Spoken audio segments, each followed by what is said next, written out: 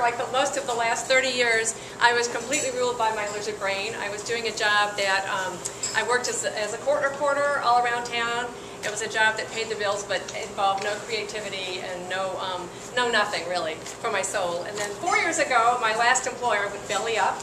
This had happened before, but this time I was a blogger. I had my own garden blog for a year, and I'd recently been recruited by two really successful writers, one in California and one in New York, to join them on this national team blog.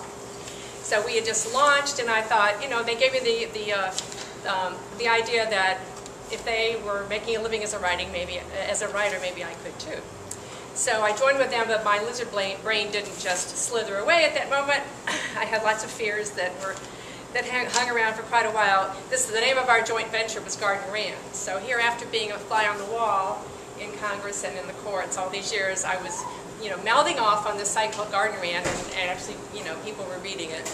And I was so nervous that this is a true story. I actually lobbied my partners for us not to even have archives, because I was hoping that my post would just appear and then kind of go away, you know.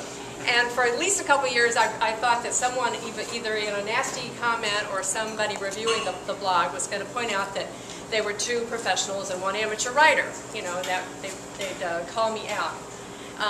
But that never happened, and we've been together 4 years, and we're #1 in our niche now, and I'm actually getting paid to write.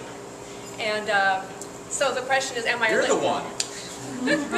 So, but to the question, am I a linchpin? Debbie told me I am, so okay.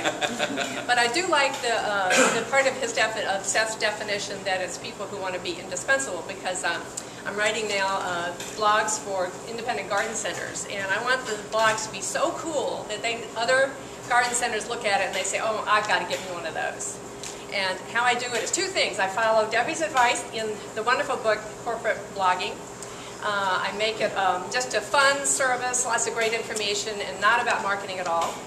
And the other thing is because these are local companies, I fill the blogs with stories about local gardens, local gardeners, gardening groups, events, and then use the blog and social media to network for the company in their region, in their customer region. So that's from this linchpin. Thank you.